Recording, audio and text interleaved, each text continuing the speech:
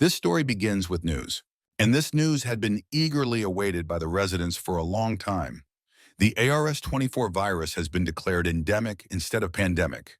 But perhaps the most eager to hear this were the patients and hospital staff. Meanwhile, there were those who still didn't know about this news, either because they were unconscious or were watching over those who were. By the way, do you see this patient? He is very special as the ARS-24 virus only affected the brain and heart, but not the respiratory system. However, here the situation was completely different. There was a video from a CT scan that clearly indicated brain death.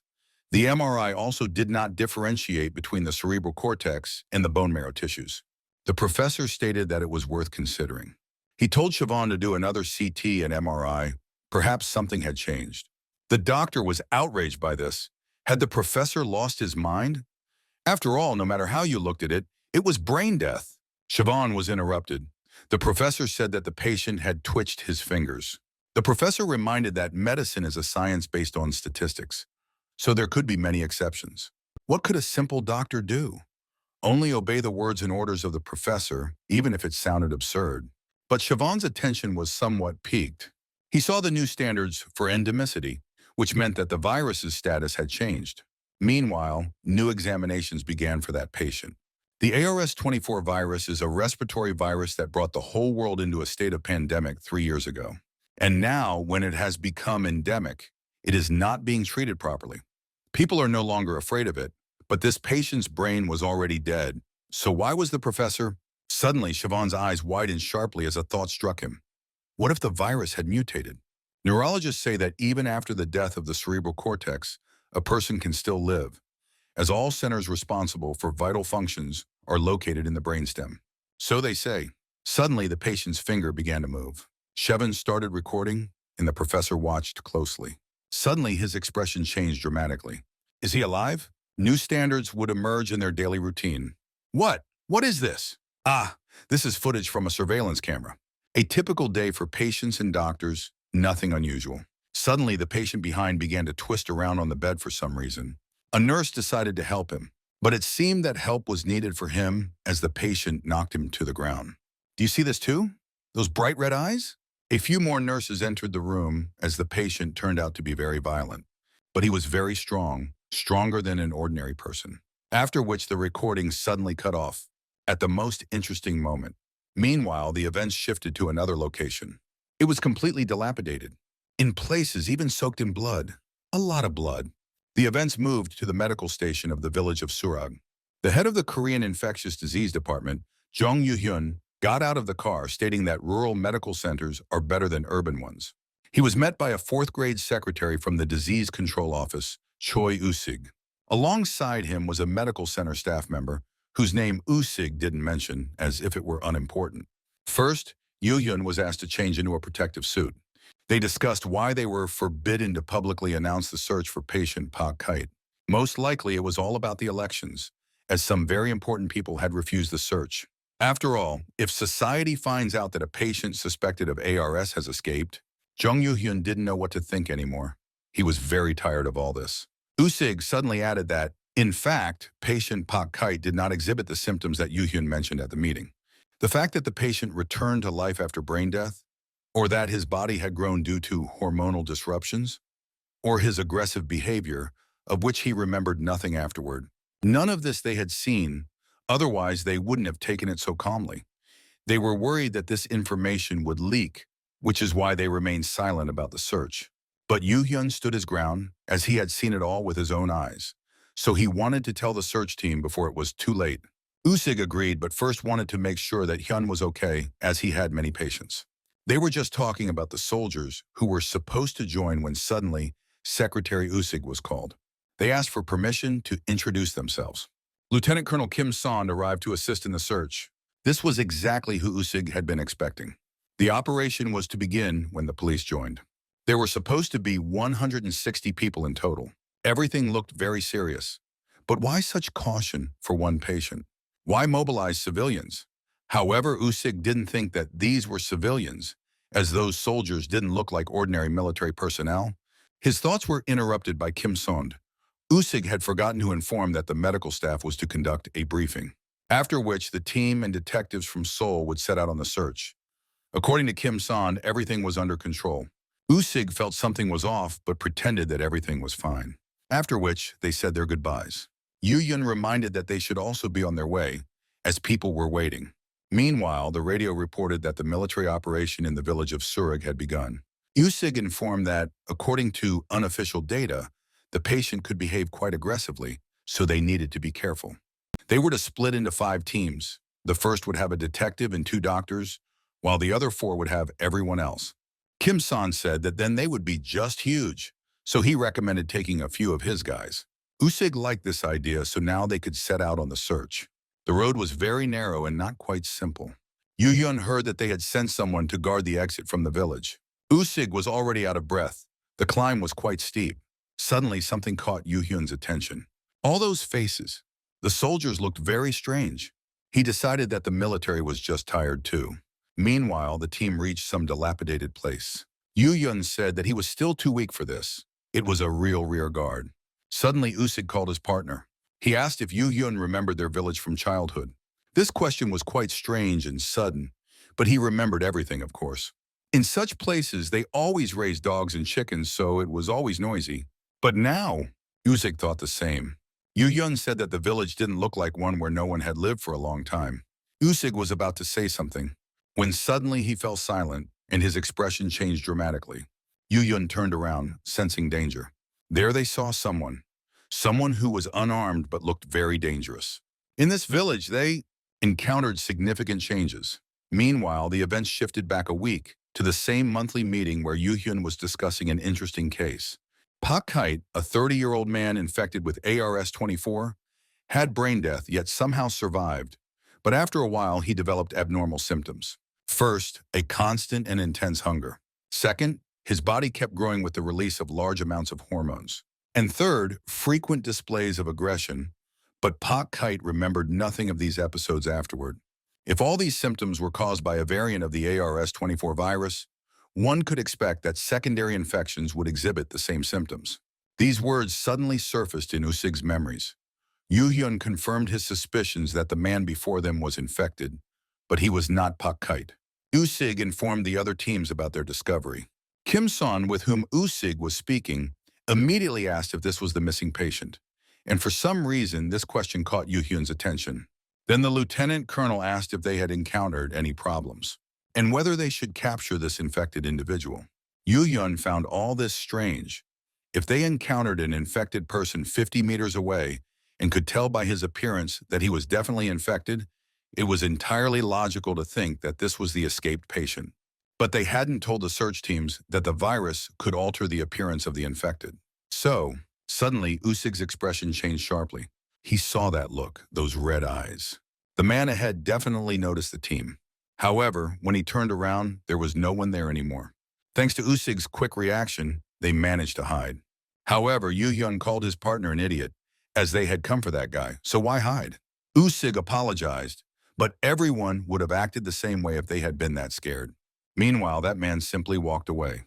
Usig didn't like this. They couldn't lose that infected individual. He reported over the radio that the find had gone somewhere, but they would find it. After which, he ordered the first team to proceed. However, now they couldn't find that freak. Where had he disappeared? Suddenly, Usig, stuttering, told everyone to look at this. On the road lay the body of a cat. Right at this spot, there had previously been an infected person. Yoo-hyun and Usig crouched down to take a better look, and they saw bite marks from human teeth. The team heard this and began to express their outrage, saying it was disgusting if a person had done this. But this couldn't simply be explained by aggression, could it? Yoo-hyun ordered Usig to inform the other teams to be careful and not to let themselves be bitten, as one bite was enough to get infected. Suddenly, one of the soldiers noticed something. His leg began to tremble suddenly because the ground shook. He told Yoo-hyun and Usig this in a frightened voice. After all, this was an obvious sign that someone was approaching them. To confirm his words at that very moment, a horde of monsters suddenly appeared. It was hard to call them humans. Meanwhile, the events shifted to another location, obviously safer than the village. The director of the Disease Control Prevention Department, Kim Hwaseong, got into a car with a congressman who had called for him. Park Tae-sig, a congressman from the Disease Control Committee, was pleased to meet him. Director Kim didn't understand what they wanted to discuss. The congressman was shocked that Hyosun didn't know. After all, he had turned his activities without consulting the leadership. However, Director Kim didn't understand what activities were being referred to at all. Pak Tae-sig meant a private search. Kim Hyosun had requested military personnel, probably for cover. But did he know who was there now? Suddenly, the director's face changed sharply. After all, those people, they were not a rear guard at all. It was the 707 unit, which was only used in special cases. Moreover, they operated secretly. This was truly strange, especially since Director Kim had clearly requested a public search, as people needed to know about this. But at some point, it became private and secret. The men realized that someone very influential had intervened, and that was very frightening. But that wasn't all. It turned out that the team sent to search for the sick had stopped communicating. Gradually, the situation began to seem more and more suspicious. At that moment, a call came in for the support team detective, Oyeri. Meanwhile, the events shifted to a very bloody battlefield. You can't say otherwise, as the first squad had to literally defend themselves to survive. These deranged monsters pounced on the people. Yoo-hyun was in dire straits. At the last second, he managed to fend off that scumbag who nearly bit him. At that moment, Usig ran in. Yoo-hyun ordered him to immediately gather all the detectives and form a wall with their backs against it. Because he got distracted, the professor completely failed to notice the danger behind him. That was his mistake. He shouldn't have let himself be distracted. The monster grabbed Yoo-hyun by the leg. The situation was extremely dangerous. Suddenly, everything ended in an instant. The professor didn't even have time to understand what happened. One of the soldiers arrived. He had just taken care of that monster. The soldier said he had fallen back a bit. Yoo-hyun found this strange since the soldiers had been following them the whole time. But suddenly he fell back? How could that be? But the professor didn't have much time to think about it, as they suddenly reported that another person had been bitten. It was decided, first, they had to deal with the infected. Yoo-hyun ordered Usig to take the injured detectives and lead them to the inner wall. The professor made the same mistake again. He got distracted. Not even a minute passed before another monster lunged at him. But this time the scumbags failed again. However, now Yoo-hyun was able to stand up for himself. He was very agile and ruthless for a professor. He didn't want to save such patients. He ordered everyone to gather by the wall and strike the infected in the neck or chin. And those who were uninjured were ordered to form a semicircle. Yoo-hyun instructed Usig to check the wound of the infected. He was very alarmed as he looked at the detective. Something was wrong with him. The patient complained of a hellish headache, this symptom, and the pulse was already well over 200. The muscles were becoming more and more tense. Is it possible? Suddenly, someone shouted at Usig to be careful. Before he could blink, this was right in front of him. Usig was lucky that an uninfected detective saved him. The secretary was so bewildered, his body wouldn't obey him. The infection had already spread to the third round. The incubation period of this strain of the virus was too short. While Usig was contemplating all this in his head, a new wave of monsters arrived. They all looked the same, mouths covered in blood, red eyes without pupils, and very muscular bodies that any bodybuilder would envy. Suddenly, one of the monsters didn't make it to its victim. All because it was hit by a car. Out of there came a support squad detective. Oh, Yeri. She couldn't believe her eyes. What was happening? Yoo-hyun seemed to know the detective, but how did she find out they were here? It turned out that Oyeri had received a call from someone claiming to be the director of the disease control department. They said the first squad had gone silent, which is why she was here. Talking for too long was dangerous. After all, a monster could pounce at any moment.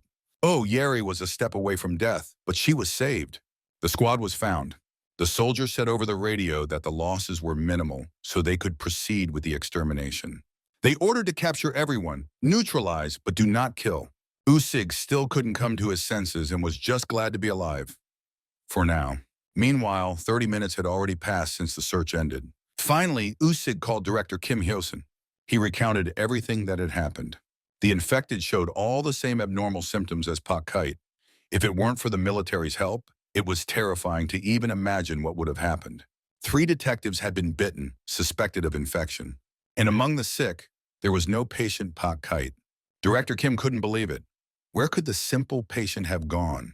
Usig said they would continue searching, but he had more to tell. Right now, the military and the professor couldn't come to an agreement. They said they would take all the infected. The lieutenant colonel said they would take all the sick to a special hospital that had been prepared in advance. Of course, the professor didn't like this. Then Director Kim told Usig to wait a moment. He decided that the military just wanted to abduct the patients. But for what? Why were they interested in the sick? It was very strange. Could it be that the military wanted to interfere with the quarantine? But it was obvious that they were just acting on orders from someone above. The soldiers themselves probably didn't want this. Director Kim decided that for now, it was worth letting them take the patients, and they still had detectives who weren't harmed. Meanwhile, the events shifted to the highway leading towards Seoul. Detective Lee was ordered to follow the truck ahead to find out where they were going. They had the task of informing Secretary Choi of their location. In the car, they started talking about Professor Yoo-hyun, and also about two other men who were shocked by the abilities of a simple professor. He was a real bandit. Suddenly, they noticed something strange on the road. The trucks turned in another direction, but Seoul wasn't that way. The passenger on the side was looking for a phone to inform Secretary Choi about this. But he couldn't find a phone, so he turned back to ask the others if anyone had it. Suddenly, his expression changed drastically. Because another car just crashed into them! After that, it calmly drove away while the car with those people veered off the road and started smoking. And some of the passengers were not having fun at all. 2 p.m. highway, a phone call in the car between Professor Kim Chun-yun and Yoo-hyun. He wanted to inform that patients with ARS-24 were being sent to Taehwa, about 12 people. Yoo-hyun just wanted to inform that all the patients were aggressive, so security and weapons should be prepared for containment. By the way, Usig was also in the car. He had once again completely immersed himself in his thoughts. Meanwhile, Yoo-hyun had finished talking with another professor, and he switched to Usig, wanting to know what his partner was thinking about. It turned out that he couldn't shake off those military men. Who were they anyway? Yoo-hyun was grateful to them for their help, but couldn't help but mention that their behavior raised many questions. Usig, seeing Professor Kim's reaction, thought again. They were still very suspiciously calm when they saw the infected, as those who had witnessed the Amer case in Pa Kite were in shock. That video from the surveillance cameras in the province of China, there was a patient with similar symptoms. China refused to share additional data, so the video was cut. Usig couldn't shake off the soldiers' calmness, as if they were prepared for this, and the incident was very unusual. Suddenly his pocket vibrated. Someone was calling Usig. The number was unknown. When he heard the voice of the caller, a very unpleasant atmosphere suddenly filled the car. An accident? A traffic accident, severe damage, especially to the rear of the car. 2 died on the spot, another in the hospital, and 2 others were in very critical condition. 4 p.m. hospital in Yongin. Inside there was administration. Suddenly problems came crashing in. In the form of Usig and Yoo-hyun, it turned out that the secretary was the guardian of all the injured. While the administrator was speaking with them, a woman in a white coat approached and called for Usig. She wanted to see the guardian of those young men. And when Usig admitted it, she asked him to follow her. Of course, on the way, she said they had done everything they could. But that didn't provide any guarantees. The doctor repeated everything they had been told over the phone. 3 had died, 1 nearly lost both legs, and a piece of glass was lodged in his stomach, so they didn't think that guy would survive. And the other, he had many broken ribs, punctured lungs. He was immediately operated on. There was hope, of course, but it would take a long time for the patient to learn to speak again. Yoo-hyun asked about the perpetrator, as it was known that he had simply fled. There had only been a 911 call about the accident. But when the ambulance arrived on the scene, the front of the car was severely damaged. So it was preliminarily decided that it was an accident involving a dump truck. Time: somewhere after lunch. Unfortunately, there were no other cars nearby, and they also had no recordings from the cameras. Usig asked why there were no recordings, to which the doctor replied that this time there were simply no recordings on the cameras. And that was very strange. Yoo-hyun couldn't shake off that body. Suddenly his expression changed drastically. He became very angry. But he was distracted by the doctor. She said they had a photo from the accident scene. The rescue team had passed it on to them. Yoo-hyun and Usig were left speechless after what they saw. It was very hard to hear and see all this, so the guy needed some time to process everything. The hospital had already contacted other people, including the director. And the police had told Detective Oyeri everything. She was just as shocked, Even though it was a temporary team, they had good relations. The injured had no families. Usig was told he was the only one in recent contacts in their phones. Yoo-hyun suddenly declared that it seemed to him this was not an accident at all. Usig was silent. He took this situation very close to heart. So Yoo-hyun continued, saying that this was definitely murder, as there had been two more collisions after the first hit. Someone had turned back to crash into them again. It was intentional. Usig declared that they had been killed by the military. Tetri, what idiot would believe that this happened by accident? This couldn't have happened by accident. It couldn't.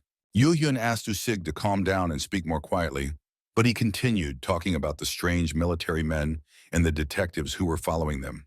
Yoo-hyun had no choice but to use force. His voice grew harsher, and he asked Usig once more to be quieter and keep all his suspicions to himself. After all, if this was intentional murder, it was obvious that these people had ears everywhere. Yoo-hyun scanned the room and said that there didn't seem to be any suspicious people here.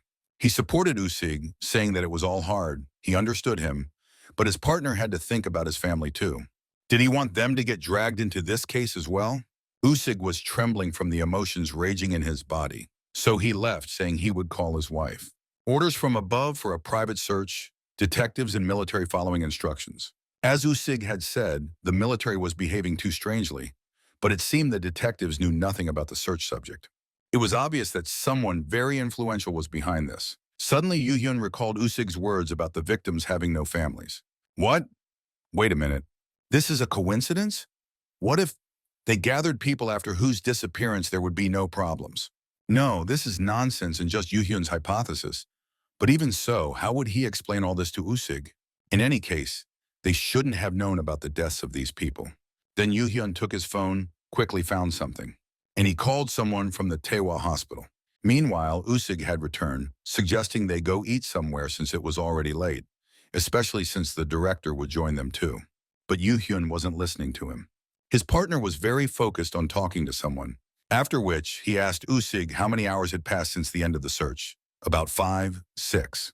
Yoo-hyun said that by this time they should have already arrived, but the secretary still didn't understand what was being talked about. Suddenly, the professor turned around. He was very angry and said that those scumbags had stolen their patients. The event shifted back to 6 hours ago on the hills near the village of Surak. The soldier told the lieutenant colonel that they had taken Pak Kite alive. The crew with the first squad had found the patient behind the village. It was important for the lieutenant colonel that Usig and Yoo-hyun didn't find out anything, but it turned out that those idiots hadn't even noticed because they were distracted by the infected. As soon as he grabbed Pak Kite, he immediately returned to the squad. But that was no longer important because right now, there were 2 bitten in the first squad, and they were fighting the infected. Something had to be done. The lieutenant colonel said that Pak Kite was with them, so there was no point in staying here any longer. He ordered to extract the squad and then head to the Samcheon area. The military immediately obeyed and left, and the lieutenant colonel was worried about how to get rid of all the witnesses. The events shifted to the branch hospital in the Samcheon district, where the general praised Lieutenant Colonel Kim Son for handling the situation excellently, and the VIP client was satisfied. The duty commander stated that they had locked up patient number 1 as soon as he was brought in. It turned out they referred to Pak Kite as patient number 1 to keep the information more secretive. However, it was revealed that Pak Kite was not his real name. The people at the hospital did not know that he was actually Chinese. After all, when he was hospitalized, he had identification that resembled that of a Korean without any relatives.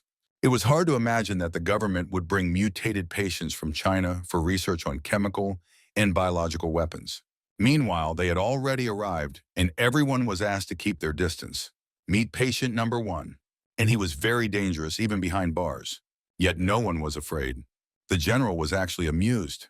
Such a powerful weapon. The doctor said that judging by his hormone levels, it was a miracle he was still alive. However, what was interesting was that no similar spike was observed in the other samples. They couldn't even replicate it, as the others died immediately when given the artificial hormone. This sample was different because it was obtained through natural infection.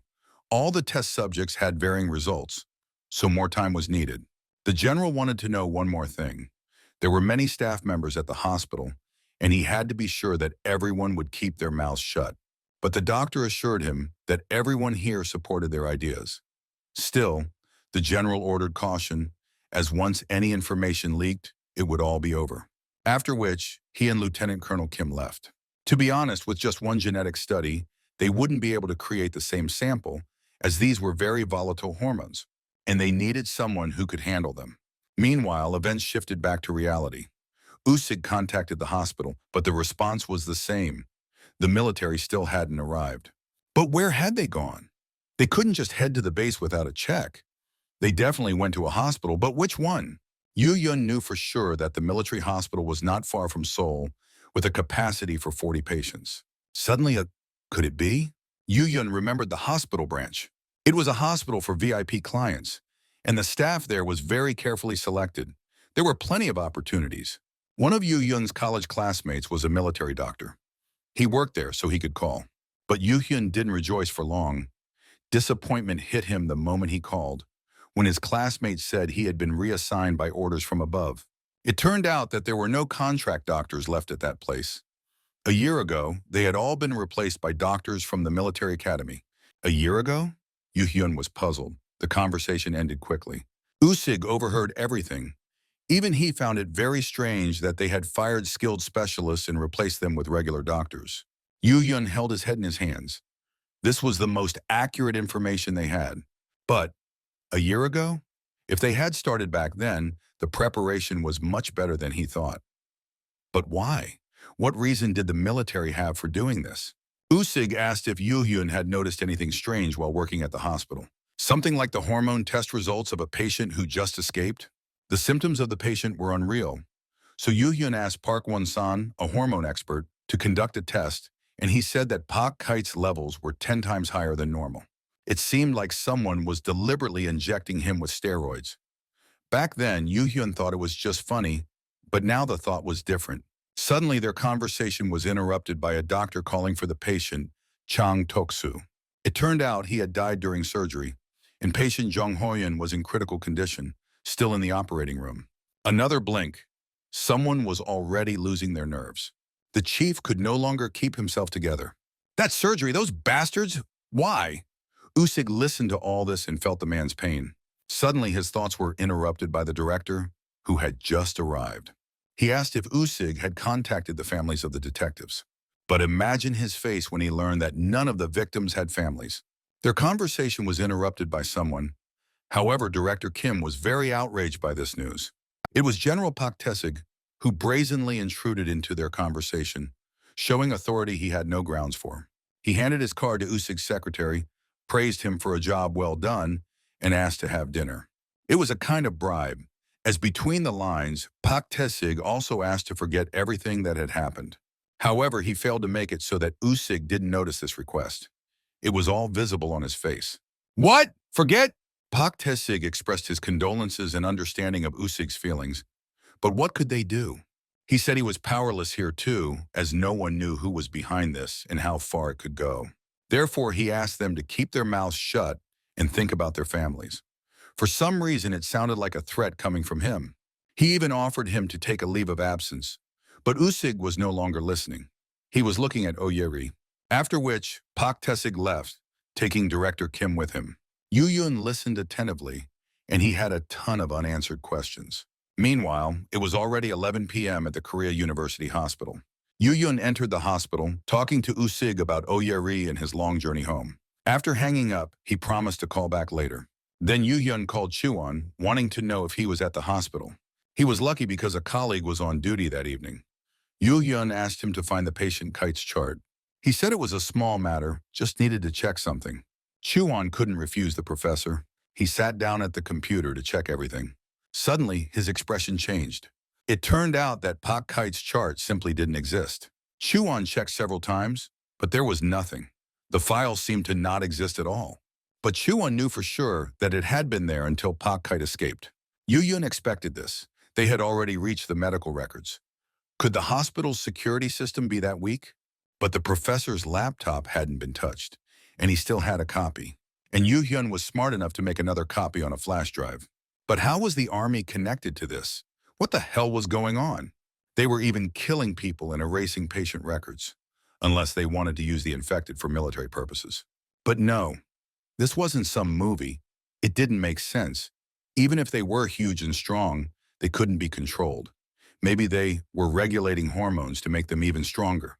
Wait, regulating hormones? And why hadn't he thought of this before? If they controlled the hormones, then using the infected for military purposes was entirely possible. Exactly. Now it was clear why soldiers needed the infected, and since it was extremely dangerous, they had to act secretly. But those idiots would hardly be able to handle precise hormone regulation. They would need an expert, someone who knew more about hormones than anyone else. A heavy rain was falling outside. The phone rang. It was Park Won-son. That idiot Yoo-hyun even dared to ask if he was sleeping. Of course he was sleeping, but the professor promised it was important. He wanted to know if the Ministry of Defense had contacted Won-son. Seriously? And for this, he needed to wake him up? What the hell was the ministry? Yoo-hyun asked again if Won-son had really not been called, after which the hormone specialist cursed and went back to sleep. Suddenly, a notification came to his phone. That idiot again. Won-son received an email. The sender, medical center. The letter was from the medical center, offering 1 billion won for assistance. Meanwhile, morning had already arrived. What a fool this Won-son was. Yoo-hyun wanted to meet him and find out everything, but in the end, he ended up meeting her. However, it seemed she had something very urgent. Detective Oh Yeri was completely flustered. She apologized for the unexpected call, saying she had no one else to talk to about this. And it was hard to reach Usig since he had gone to Sejong. Oh Yeri moved on to the case, and it turned out that they were forbidden to investigate this case at the police station, being told it was an accident. But people had died. They all died, and the police and the rest were supposed to just ignore it as if it were some gang order? Was this the 90s? Yoo-hyun listened silently. A pause ensued. But then he added that he wouldn't say it like that. Yoo-hyun didn't know where those people had gone, but he thought he knew where the infected had been taken, and those people were probably there. However, if Yoo-hyun was wrong, then they had let them go forever. Oh, Yeri immediately asked him to tell her about that place. Yoo-hyun just hinted at the hospital branch. The detective said they would leave right after the professor's shift ended, and he actually wanted that, as together they could find some clues. Meanwhile, it was already 4 p.m. at the Samcheon District Hospital branch. It was actually a very large place. It was no surprise that someone could be hidden there. Yoo-hyun added that it looked like a castle. Law enforcement was guarding the entrance to the hospital. Cars. How many cars were parked? Oh, Yeri thought the same and asked how they would get in. But Yoo-hyun was already heading towards a car that was in the blind spot. He looked underneath, and then immediately called Oh Yeri over. The professor said that the owner of this car would probably come by. He figured it out since it had been raining all night, but it was dry under the car, so it had been parked there all night. They needed to ask for the footage from the car's dash cam. Oh Yeri took this matter into her own hands. If she said there had been an accident nearby, they would help her. It was a great idea. Yoo-hyun hoped to find at least something, but there was still something strange. Could it really be this quiet here? A car or two should have passed by. Whatever happened, it was easy to cover up all traces here. Suddenly, he noticed something. A nice-looking white car sped by quickly. Yoo-hyun hid. It seemed they didn't notice him. He was surprised that the car drove right inside, as it looked like a completely civilian vehicle. But the license plate of that car? It seemed Yoo-hyun had seen it many times before. His thoughts were interrupted by Oh Yeri, who informed him that she had received the footage from the cameras. This was great news. They had little time, so they needed to watch quickly. But again, the oddities began. This footage couldn't be viewed. Other videos wouldn't even open. Yoo-hyun decided to try to look at the recordings from his phone. But all in vain. All the recordings wouldn't open. The only thought that came to mind was that they had been erased. The same went for the medical records. Those people were so adamant that it was frightening. At that moment, Usig called. He had to inform that Director Kim had gone to Seoul to meet with Yoo-hyun. Usig swore he hadn't told anything about their conversation at the hospital, so why suddenly? However, the secretary thought that the director had guessed something himself, given his shock back at the hospital. But Usig never told him anything. Maybe Yoo-hyun could find out something. The professor told the detective that they had to go. But first, he had to return to the hospital. Perhaps they would have new evidence. Meanwhile, that white car approached the gates, where soldiers with weapons had arrived. The light-skinned man said he had been contacted, to which the soldier asked for a driver's license or passport. It turned out to be Park Won-son, the endocrinologist Yoo-hyun had called that night. Meanwhile, it was already evening. Events shifted back to the Korea University Hospital. The professor and the director decided to meet in the hospital cafeteria.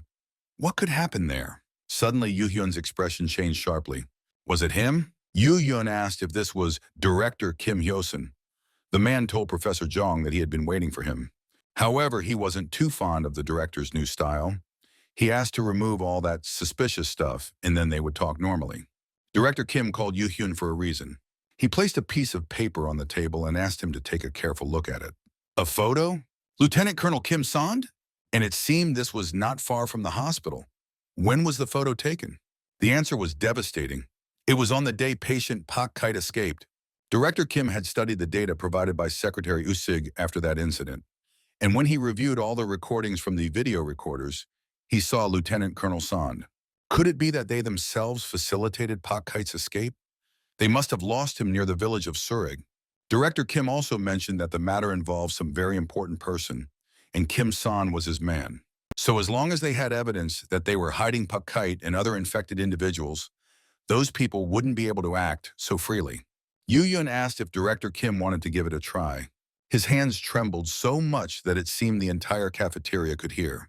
The director said that he wouldn't achieve anything on his own, but it was quite possible with Congressman Park Tae-sig, and the VIP person and the congressman were definitely in the same environment, but had taken different paths.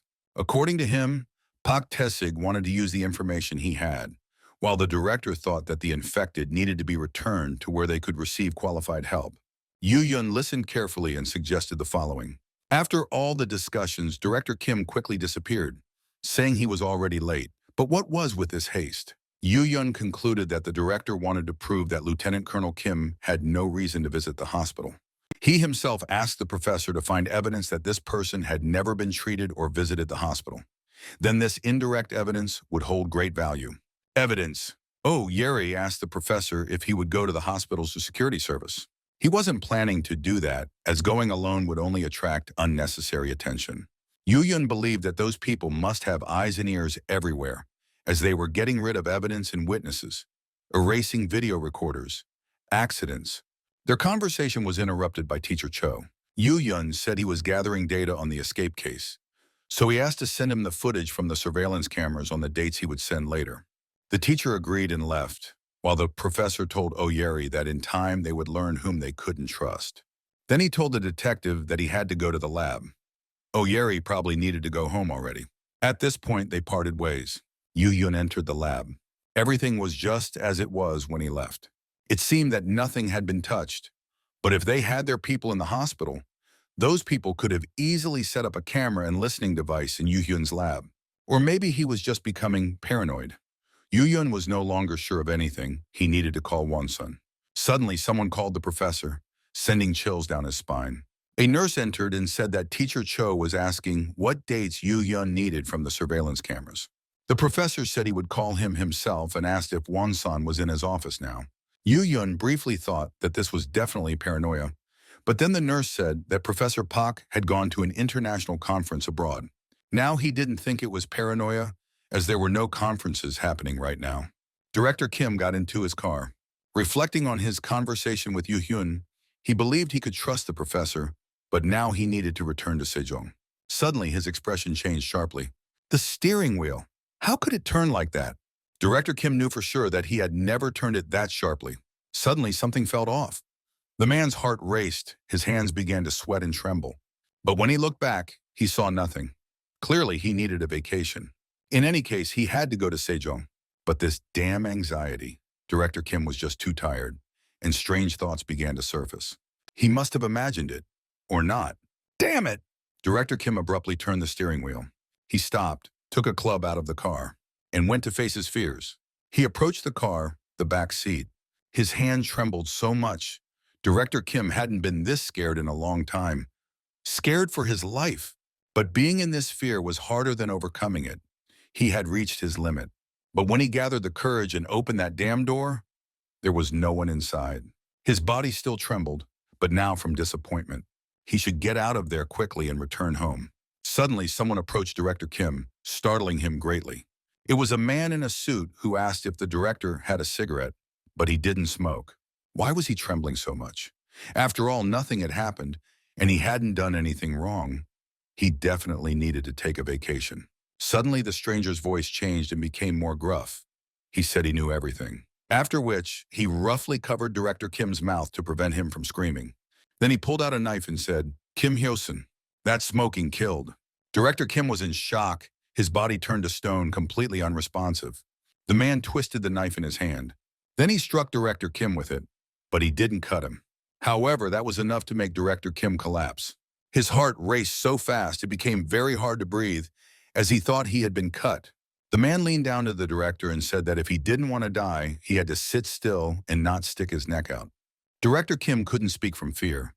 Then the man ordered him to stop panting and answer. His voice was very stern. The man quietly and timidly agreed to everything, after which the stranger asked Director Kim for his phone. When he got everything he wanted, he simply left. Director Kim was left alone with his thoughts. He felt such emptiness inside himself. After which, Director Kim drove away. And that man was left with two phones. One of them rang. It turned out to be Agent Kim Tae-pyong. He was calling to find out how everything went.